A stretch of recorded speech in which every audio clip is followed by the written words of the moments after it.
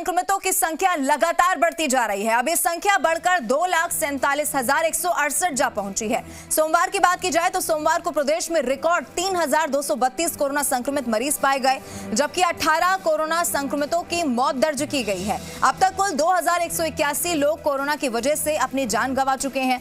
स्वास्थ्य विभाग के मुताबिक सोमवार को जयपुर से 599, जोधपुर से 435, अलवर से 276, कोटा से 275 कोरोना संक्रमित मरीज पाए गए हैं और अब तक कुल 2,20,000 से ज्यादा मरीज कोरोना संक्रमण से मुक्त हो चुके हैं, जबकि 24,116 कोरोना एक्टिव केसेस फिलहाल राजस्थान में हैं।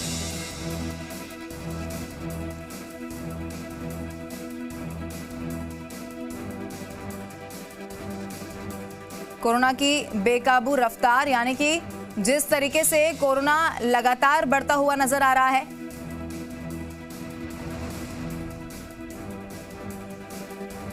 और चलिए सीधा जयपुर का रुख करते हैं, जहां से संवाददाता ललित वर्मा हमारे साथ लाइव जुड़े हुए हैं। ललित, यहां पर कोरोना की हम बात कर रहे हैं और जिस तरीके से सिर्फ प्रदेश में नहीं पूरी दुनिया में, पूरे देश में जिस तरीके से कोरोना की रफ्तार बढ़ रही है, आज का दिन महत्वपूर्ण है क्योंकि 10:30 बजे का वो समय है जब प्रधानमंत्री नरेंद्र मोदी 8 राज्यों के मुख्यमंत्रियों के साथ चर्चा करने वाले हैं। जी बिल्कुल लवीना, अगर बात की जाए पिछले कुछ दिनों की तो पिछले कुछ दिनों से लगातार जो मामले हैं वे बढ़ते जा रहे हैं। एक समय जो मामले 1600 से 1700 तक पहुंच चुके थे प्रतिदिन राजस्थान में, वह अब 3200 के पार हो चुके हैं, यानी कि हालात अब डराने वाले हैं। सरकार ने भी पहले कह दिया था कि कोरोना से बचाव जो है वही सबसे ज़रूरी है और इसको लेकर लगातार समीक्षाओं के दौर चल रहे हैं। आप देख रहे हैं कि पिछले 3 दिन से मुख्यमंत्री अशोक गहलोत लगातार वीडियो कॉन्फ्रेंसिंग से जो मंत्री हैं, अधिकारी हैं, चिकित्सा विभाग के अधिकारी हैं, चिकित्सा मंत्री हैं, इनसे वार्ता कर रहे हैं। आज का दिन महत्वपूर्ण इसलिए हो जाता है क्योंकि कई राज्यों में एक बार फिर से जो कोरोना की लहर है वह बढ़ती जा रही है। कोरोना के पेशेंट लगातार बढ़ते जा रहे हैं। ऐसे ही जो राज्य हैं उनसे 10:30 बजे जो प्रधानमंत्री हैं नरेंद्र मोदी, वह वीडियो कॉन्फ्रेंसिंग के जरिए संवाद करेंगे। इसके साथ ही 12 बजे पूरे देश के जितने भी स्टेट हैं उनके मुख्यमंत्रियों के साथ प्रधानमंत्री संवाद करेंगे। तो ये काफी महत्वपूर्ण हो जाता है क्योंकि लगातार कोरोना को देखते हुए प्रधानमंत्री नरेंद्र मोदी ने ऐसे राज्यों के साथ लगातार संपर्क साधा है जहां पर कोरोना के मरीज ज्यादा बढ़े हैं, वहां की व्यवस्थाओं को लेकर पूरी उनकी स्थिति का जायजा लिया है और आज एक बार फिर से ये होने वाला है। इसको लेकर जो राजस्थान की तैयारियों की बात की जाए तो राजस्थान ने मुख्यमंत्री अशोक गहलोत इस वीसी से जुड़ेंगे और सबसे बड़ी चीज ये है कि पिछले 5 दिनों से राजस्थान में जो कोरोना विस्फोट हो रहा है वह काफी चिंताजनक है। हालांकि सरकार अपने स्तर पर सभी तैयारियां कर रही है, रात्रिकालीन कर्फ्यू लगा दिया गया है और दूसरा कई ऐसे जो मामले हैं वह सामने आए। मेरे साथ आशुतोष भी जुड़े हुए हैं। आशुतोष से हम बात करना चाहेंगे, कोरोना पर लगातार अपनी नजरें बनाएं। आशुतोष, आज वीडियो कॉन्फ्रेंसिंग है, काफी अहम जो बिंदु हैं उनके बारे में जानना चाहेंगे कि किन पर चर्चा हो सकती है। देखिए, ये इस बात स्पष्ट इशारा हो चुका है इस तरफ के देश के अंदर, राजस्थान के अंदर और अन्य राज्यों के अंदर जो सबसे ज़्यादा प्रभावित हैं, वहाँ पे कोविड की जो दूसरी लहर की बात कर रहे थे, सेकेंड वेव की हम जो बात कर रहे थे, वो आ चुकी है और इसके लिए एक तरीके से युद्ध स्तर पे तैयारियां चल रही हैं। जब शुरुआती तौर पे राजस्थान में 2 मार्च को पहला केस आया था और तमाम जो तैयारियां हुई थी उनसे अब और ज़्यादा तैयारी हमको करनी होगी क्योंकि सेकेंड वेव अपने आप में बहुत मजबूत वायरस की तरह देखने को मिल रही है। लोगों को जो कोविड है वो नेगेटिव आ रहा है, लेकिन उनके जो लंग्स में इन्फेक्शन है वो बहुत ज़्यादा देखा जा रहा है, फीवर आ रहा है, तो बहुत अलग तरह की स्थिति है। राजस्थान के जो स्वास्थ्य मंत्री हैं वो खुद कोविड की चपेट में आ चुके हैं, RUHS में एडमिट है।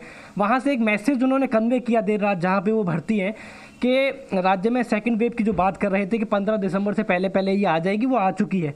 इसके लिए उन्होंने बहुत सारी चीज़ें भी बताई कि भाई आपको संभल के रहने की ज़रूरत है, वैक्सीन अभी आई नहीं है।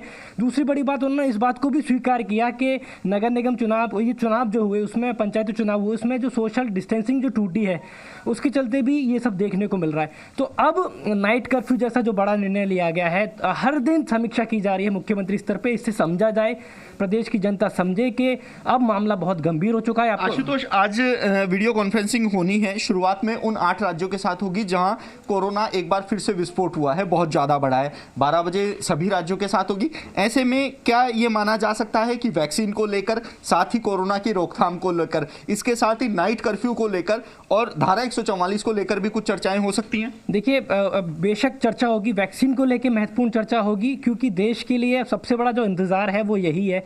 तेजी से संख्या बढ़ रही है, चाहे वो देश की राजधानी की बात कर ली जाए। हम अपने राजस्थान के संदर्भ में देखें तो दिवाली के बाद लगभग 2,500 से ज़्यादा और अब प्रतिदिन 3000 से ज़्यादा मामले दर्ज हो रहे हैं। सबसे ज़्यादा एक्टिव केस जो है वो राजधानी जयपुर के अंदर है। तमाम निजी अस्पतालों को कह दिया गया है कि अब आप मना नहीं करेंगे भर्ती करने के लिए। तो स्थिति बहुत गंभीर है। वैक्सीन को लेकर पूरे देश को इंतजार है, लेकिन देश को असमंजस में नहीं रखा जाएगा, किसी भी राज्य को असमंजस में नहीं रखा जाएगा।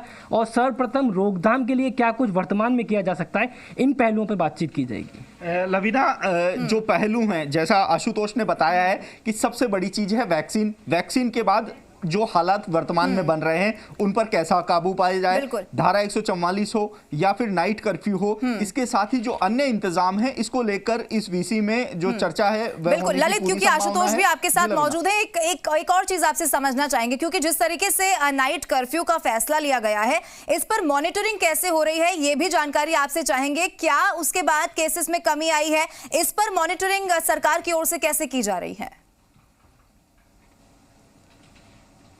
जी बिल्कुल लवीना, आपने बिल्कुल सही सवाल पूछा है, क्योंकि 2 दिन हो गए नाइट कर्फ्यू को लगे हुए और इसकी मॉनिटरिंग, साथ ही जो नाइट कर्फ्यू का उल्लंघन कर रहे हैं उनके खिलाफ कार्रवाई और नाइट कर्फ्यू के बाद किस तरह के हालात हैं उसकी जानकारी भी हम आशुतोष से लेंगे। आशुतोष, 2 दिन हो गए नाइट कर्फ्यू लगे, 8 बजे बाद कोई घर से नहीं निकल सकता। क्या इस सख्ती से कुछ असर पड़ा है कोरोना के मरीज संख्या या फिर उसके प्रकोप से? देखिए, ये लगभग 1 हफ्ते के बाद में स्थिति साफ हो पाएगी कि कितना नियंत्रण हम कर पाए हैं नाइट कर्फ्यू से। ये जाहिर है कि रात के 8 बजे के बाद में बहुत सारे लोग ऐसे थे जो कहीं ना कहीं वो शॉपिंग की बात कर ली जाए या अन्य चीज़ों में व्यस्त रहते थे और बहुत ज़्यादा जो सोशल डिस्टेंसिंग है वो टूटती हुई दिखाई देती थी।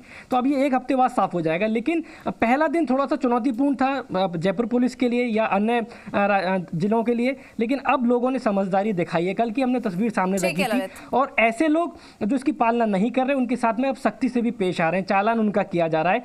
तो नियमों की पालना के साथ साथ सख्ती भी जयपुर पुलिस की तरफ से दिखाई दे रही है। बिल्कुल, देखिए सख्ती बहुत जरूरी है ललित, बिल्कुल महत्वपूर्ण जानकारी यहाँ पर आप दे रहे हैं, क्योंकि नाइट कर्फ्यू लगाया गया है, इसकी मॉनिटरिंग भी की जानी जरूरी है कि आखिर क्या कोरोना केसेस कम हुए हैं और नहीं हुए हैं, तो फिर आगे क्या रणनीति बनानी है।